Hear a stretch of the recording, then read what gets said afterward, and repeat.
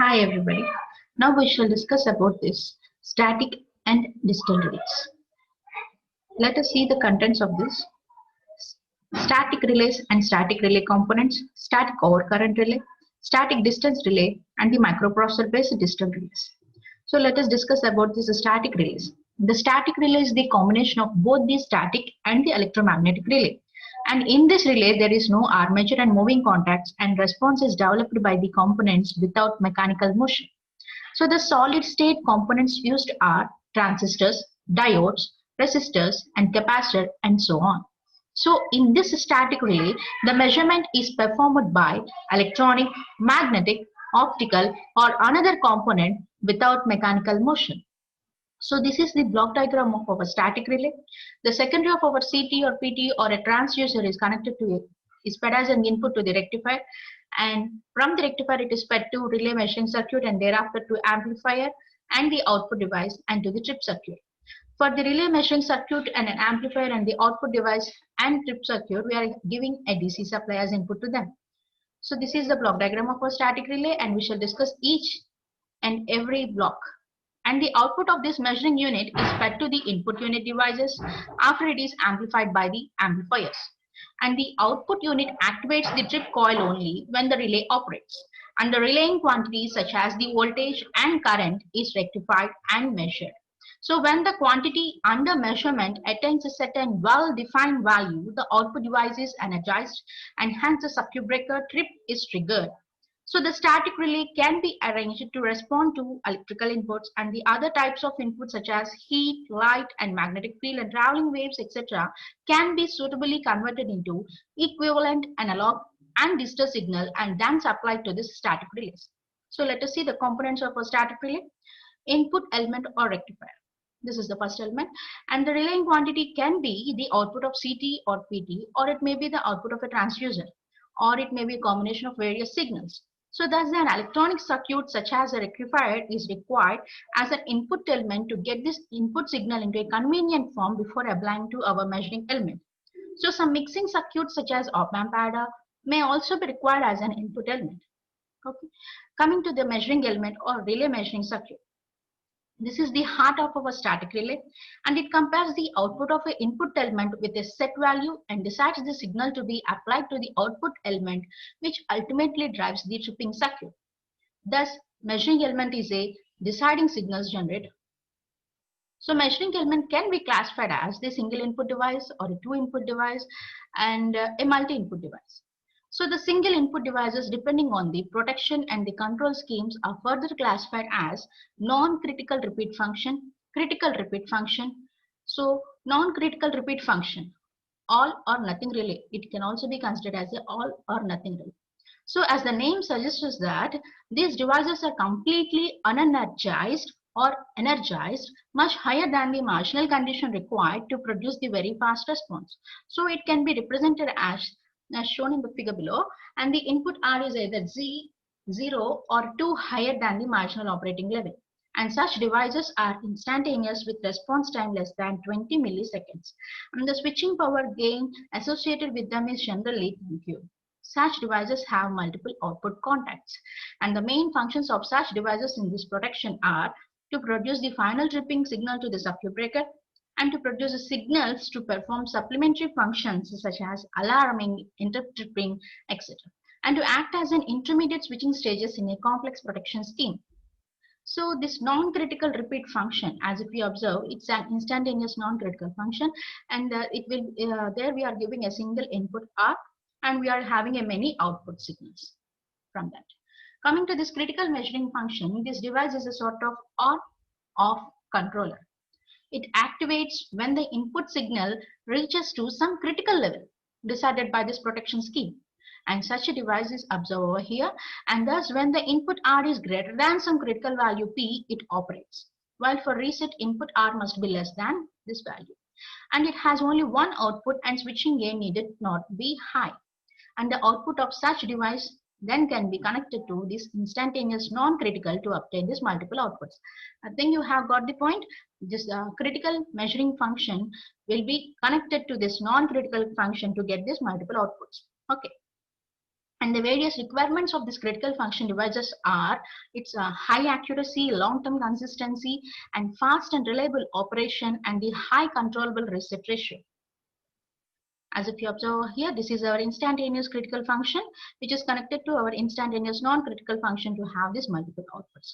For this instantaneous critical, we are giving our input R value, which is nothing but a critical value, which is decided by the protection scheme, and thereafter it is fed to our non-critical system to get this multiple outputs. This is the instantaneous critical function. Coming to this defined time function, this is nothing but a delay function element. We are going to provide a delay. Okay, it is a delay functional element. It produces a definite time delay between its input and the required output. And the delay may be provided between the application of input and the activation of output, or between removal of input and resetting of output. And the input is non-critical time. That is, it can be of either 0 or too high than the marginal requirement. And the practically charging time of a capacitor is considered, and it is used to control to obtain the fixed time delay. Okay, this is the definite time function. We are having a fixed time delay.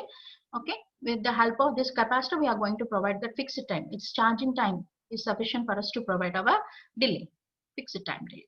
Input R will be given to this, and we are going to get a single output signal after a time delay. So input dependent time function. This function depends on the input characteristics and decides the time accordingly. And the common form of input dependent function characteristics is that time is a function of our input R. Okay, where n is nothing but negative, and the function and its characteristics are shown in this figure. As if you observe over here, this is the input dependent time function. We are giving our input R, which is depending upon the time, and it is going to act upon it, and we are getting the output signal based on that. As if you observe the curve over here, for a less R value, the time will be of very more. For a high R value, the time is very less. Okay. Output element or amplifier. The signals obtained from this measuring element are required to be amplified before applying to the stripping circuit. So this output element is an amplifier. Sometimes this element not only amplifies the signals but multiplies them or combines them with other signals to delay them. Feed element. And the measuring element uses electronic circuits consisting of transistors, diodes, etc. And the output element uses a transistor as an amplifier. All these components, circuits, along with the tripping circuit, requires DC supply for this proper function. And the feed element provides this DC voltage required by these various elements. And coming to the advantages of this static relay, the power consumption of this static relay is much lower, and thereby it decreases the burden on the instrument transformer and increases its accuracy. And the static relay has the quick response, long life, shock proof, fewer problems of maintenance, and higher reliability, and a high degree of accuracy can be provided by the static relay.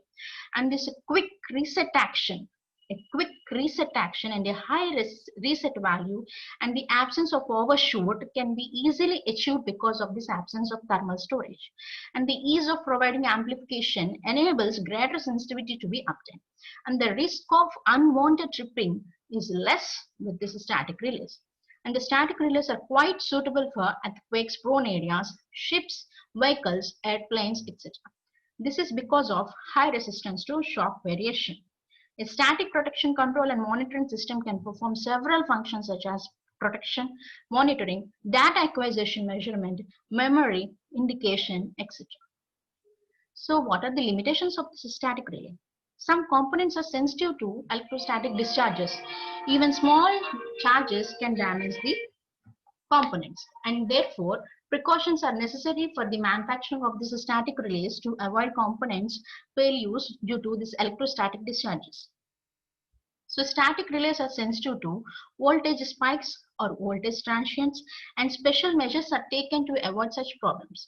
And the reliability of the system depends on a large number of small components and their electrical components. The static relay has low short time overload capacity as compared to electromagnetic relays. And the static relays are costlier for simple and single function than their equivalent electromechanical counterparts. But for multifunctional protection, this static relay proves economical. Highly trained personnel are required for their servicing, and the static relays are not very robust in construction and easily affected by the surrounding interference. Coming to this static overcurrent relays. Static time current relay. In that we are going to discuss about this is static time current relay.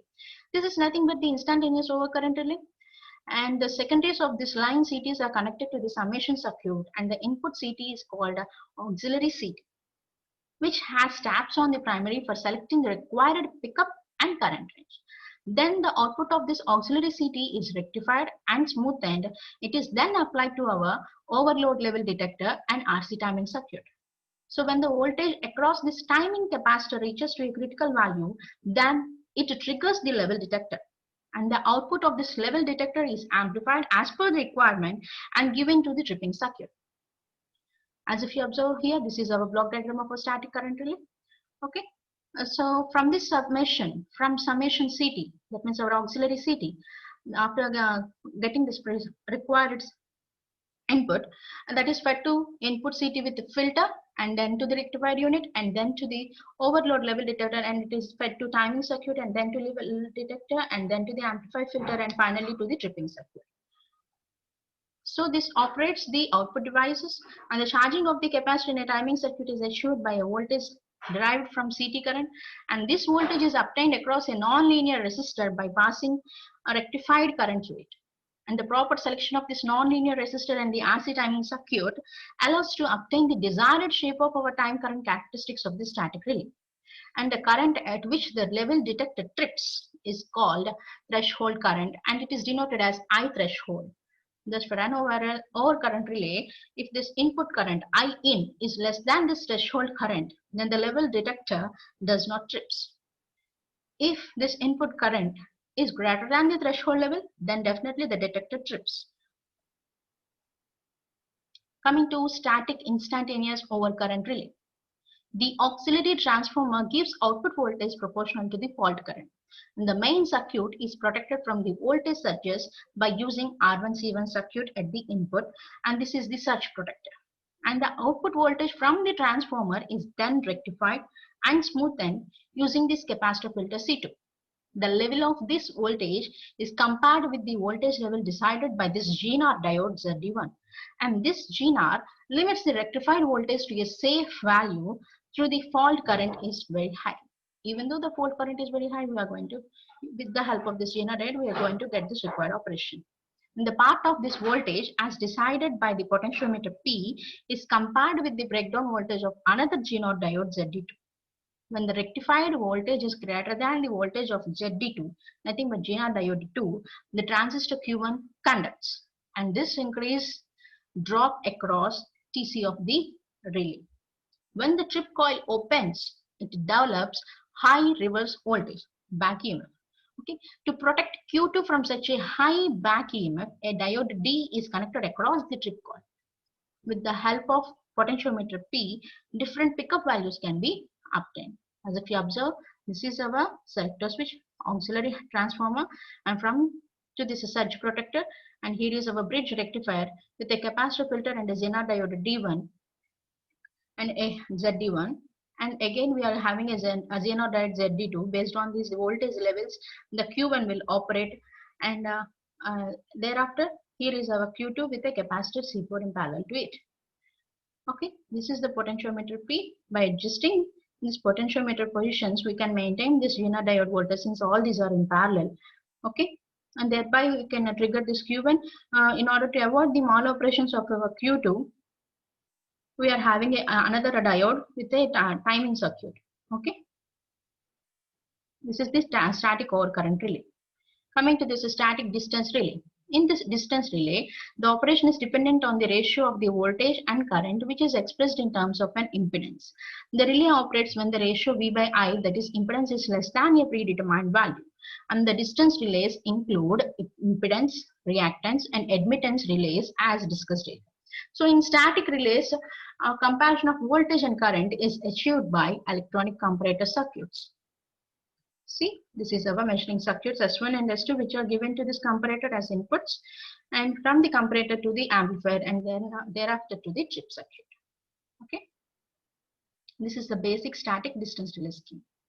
So the line voltage VL and the line current I are given as input to the two measuring circuits.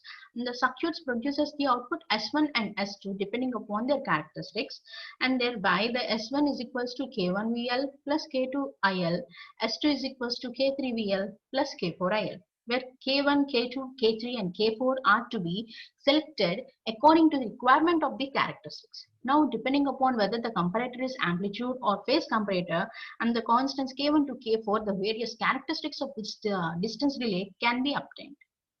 So the various types of derived voltage S1 and S2 for amplitude and phase comparators to obtain a particular characteristics are given in this table. As if you observe this table, this is the amplitude comparator, here is our phase comparator. When the comparator acts as an amplitude comparator and a phase comparator for a distance relay scheme, a directional relay or an impedance relay or a reactance relay, it can be a mode relay. What are its operations? What is its operating current or a voltage? Similarly, a restraining voltage or currents. Okay, purely is if you observe over here, coming to this directional, for this the operating value will be IL plus operating current will be magnitude. We are focusing on amplitude, hence we have focused on magnitude, hence we have given this modulus symbols. And the operating current in when the relay is of in a directional relay scheme, okay, and it will be having an operating current of IL plus VL by ZR, and its restraining current will be IL minus VL by ZR in amplitude comparators, if the comparator is of amplitude comparator. Okay, next coming to the impedance, the operating current will be IL and the restraining current will be VL by ZR. Okay, coming to this reactance scheme, the operating current will be IL minus VL by XR and this restraining current will be VL by XR. In Moh type, the operating current is IL and the restraining current is IL minus VL by R. Based on these currents only the corresponding torque will be produced. Okay, coming to this phase comparator type. In phase comparator type, if the comparator is acting as a phase comparator, then the distance relay scheme is of directional relay, then the operating voltage for phase comparator we will focus on voltage, hence the operating voltage will be of ILZR and the restraining voltage will be VL. For an impedance scheme, it can be of ILZR minus VL and the restraining voltage will be ILZR plus VL. And for reactance relay, it can be ILZR minus VL sin theta as an operating voltage and ILZR can be as a restraining voltage. Then for Moh, it will be ILZR minus VL is the operating voltage and the restraining voltage is VL. Okay. So the characteristics of various schemes are observed over here, and see, when the relay is of directional relay, when the relay is acting as an impedance, reactance and Moh relay. Already we have discussed the characteristics of all these relays, and here it is a chance for us to regain or recollect all those things. This is the directional relay. The impedance of this line, see, the impedance of this line is nothing but our ZR level. Okay, if the impedance of the feeder, if you consider the impedance of your feeder which is less than this value, means the relay will operate. Less than this ZR value, it will operate. And for impedance relay, we have to draw the loci. Loci is nothing but a circle with which is having some radius. With that, we are going to have this circle. This ZR is the radius. With the compass, if you try to draw a circle over here, that becomes our operating region. If the impedance falls below this range, then the relay will operate. Hence, the below this range is considered as an operating region. Similarly, for reactance also, here is the operating region. If this XR, this is the XR value. Okay, if the relay of that means if the feeder is of having this XR value less than this, then the relay will operate. Hence, we are considering it as an operating region. Okay, on y-axis the x component becomes 0. Okay, we are purely focusing upon the reactance. Okay, and coming to this Moh type, here definitely the locus will pass through this origin. Okay, if you observe over here the impedance relay, the circle will not pass through this origin, it will follow the radius of your circle. Whereas coming to this Moh relay, as if you draw the loci, it must definitely pass through this origin. Okay, and below this ZR value is considered as our operating region. Okay, the ZR is nothing but the radius over here in order to draw our circle, and this circle will definitely pass through the origin. Okay, and below this ZR value, the relay will operate, hence it is considered as an operating region for MOHULE. The static distance relays are used popularly for protection of medium and long transmission lines, parallel feeders, and interconnected and T-connected lines. Coming to this microprocessor based digital relays. Here is the block diagram of our microprocessor based digital relay. The auxiliary power inputs are given to this DC to DC converter, and AC inputs are given to this analog processing unit, and digital inputs are given to this relay interface. From this analog processor, and that is given to this DC to DC conversion, and an input from DC to DC converter is given as an input to DC conversion, as well as to this time lag relays, as well as to the tripping outputs. Okay, and it is also given as an input to our current and voltage supervision, and to the digital processing unit, and to this indicating and signaling nodes. Okay, and this analog processing is given as a signal to this current and voltage supervision. From there it will fed to digital processing unit, and from this digital processing unit it is fed to the stripping outputs, as well as to this indication and signaling unit. Okay, and here is our time lag relay in order to provide the required definite minimum time delay. So these are the blocks which we have used earlier for our microprocessor based digital relay, and their functions and their description. So coming to the first one, the DC to DC converter, its function is the galvanic separation between auxiliary DC supply and the static relay. And the analog processing compensating and setting circuits, their function is three-phase AC inputs include secondary current of CT, secondary voltage of VT, and its description is it include different processes required for relay measurement. Example, amplitude comparison or zero crossing detection, phase comparison in sequential logic circuit, and measurements of current or voltage or impedance or direction, and supervision and control functions by amplitude comparators and filtering. Next block is relay interface with external digital signals, and its function is to receive external digital inputs and fed to the digital processing block in 7. And coming to its description, it's an external digital inputs may include signals from remote terminal and signals regarding backup protection also. Coming to this A to D converter block, its function is to convert analog signals into digital square wave signals, and these signals are subsequently fed to digital processing block 7. Coming to the block current and voltage supervision, its function is to control digital process in block 7 and may be included in block 7 in a microprocessor. Coming to the block of time lag relay block, it is to determine the operating time of the backup relays through block 7. And to the coming to the block of a digital processing block, its function is to process the digital signals received from A to D converter and the digital input interval as per required relay logic. And its description comprises logic circuits of relay operation, multiplexers, encoders, decoders, memory circuits, and other digital electronic circuits. And coming to the block tripping output, its function is the trip command to circuit breakers is given by this block, and its description is it's the tripping outputs generally led to appropriate auxiliary relay. And coming to the block indicating signaling, its function is to indicate whether the relay has operated to provide signals to remote terminals, and in addition the functions may include display, disturbance recording, fault recording. Its advantages: very efficient and reliable, and it is high accurate and programmable in nature and very fast in operation, and economical for large systems, useful for centrally coordinated backup protection. Coming to its applications, the microprocessor based relays are used in protection, fault recording, fault locating, and data monitoring. Thank you.